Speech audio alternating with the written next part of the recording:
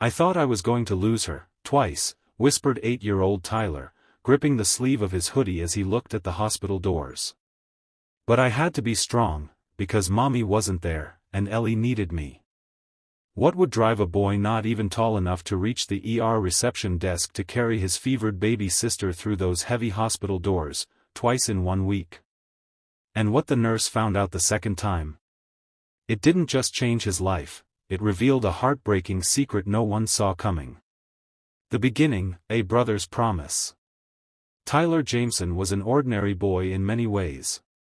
He loved comic books, raced bicycles with his friends down the cracked sidewalk of their small neighborhood, and occasionally groaned when it was time to do homework.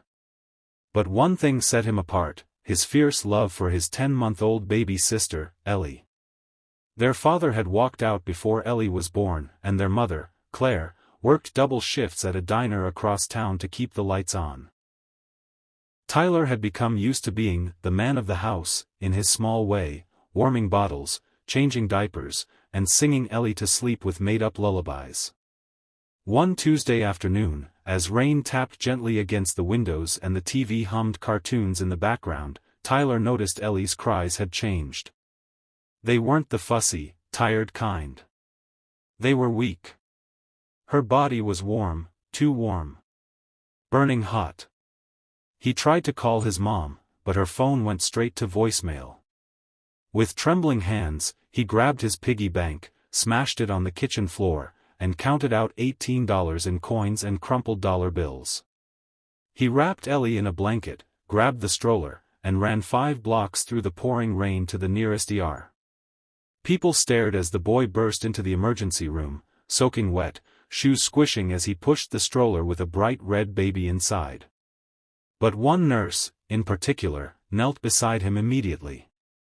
"Her name's Ellie," he gasped, breathless. "She's burning up. Please help her." The nurse, a kind-eyed woman named Rachel, acted fast. Ellie was rushed inside, given fluids, and treated for a high fever caused by a viral infection.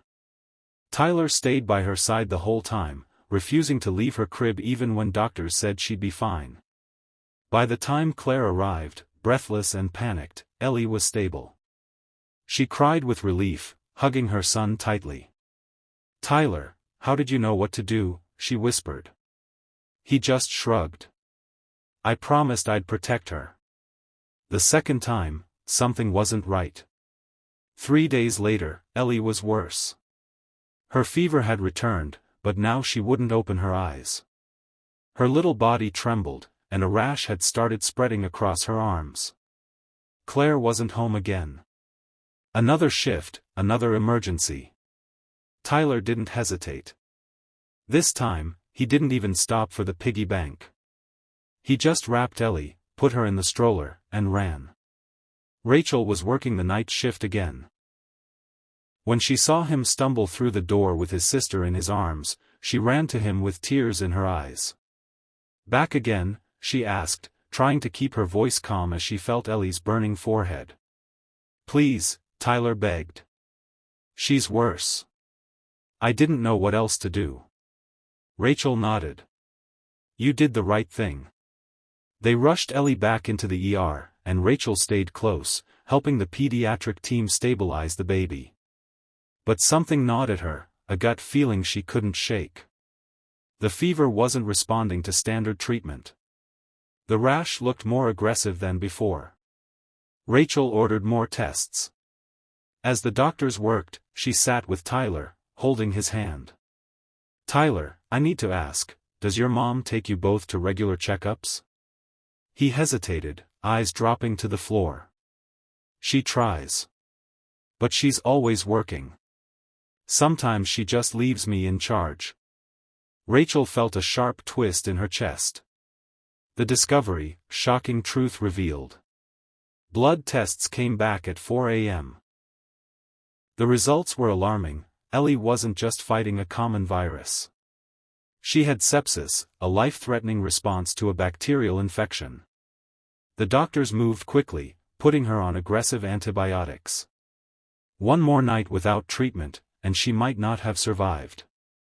But the bigger shock came when Rachel, still worried, dug deeper into Ellie's chart, and noticed something even more troubling. Ellie had come in 3 times before this past month, always brought by Tyler, never by an adult. She flagged the file for social services, not to get Claire in trouble, but because something was clearly wrong. When the social worker came, Tyler told them everything. How he made Ellie bottles from YouTube tutorials. How sometimes, they'd run out of food. How his mom would come home crying, exhausted, and fall asleep in her uniform. How he hadn't been to school in 2 weeks because Ellie was sick and no one else was home.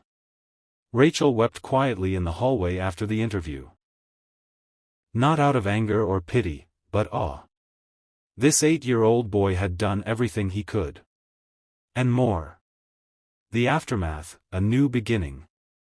Claire arrived at the hospital the next morning to find her daughter in intensive care and a social worker waiting. At first, she was defensive, ashamed. But when she saw Tyler sitting beside Ellie, eyes red with sleeplessness, and heard how he'd saved her life twice, something inside her broke. She admitted she needed help. She agreed to enter a support program for struggling single parents. The community stepped in, neighbors, nurses, even a teacher from Tyler's old school. They helped find better housing, food assistance, childcare support, and counseling. Rachel visited often, becoming a family friend. She called Tyler her little lion, fierce and loyal. And Ellie? She pulled through. Weeks later, as she laughed in a sunlit park with her mother and brother beside her, no one would guess how close she'd come to dying. The closing, a lasting message. As for Tyler, he never wanted praise. He never wanted to be a hero. "I just did what a big brother's supposed to do," he said. But to those who heard his story, Tyler was much more than that. He was living proof that courage doesn't wait for age. That love, deep, unconditional love, can push us past our limits, even when the world seems too heavy. And to Nurse Rachel, and everyone who watched over Ellie, he was the boy who reminded them why they chose to care in the first place. Because sometimes, the smallest voices carry the loudest strength. And sometimes, an 8-year-old can teach us what it really means to be brave. Inspiring outro. So the next time you think you're too small to make a difference, remember Tyler. Remember that real heroes don't always wear capes. Sometimes, they carry baby sisters through ER doors in the rain. Be kind. Be brave. And never underestimate the power of love. The power of kindness. Subscribe for more true, inspiring stories that show the strength of the human heart. Red Heart.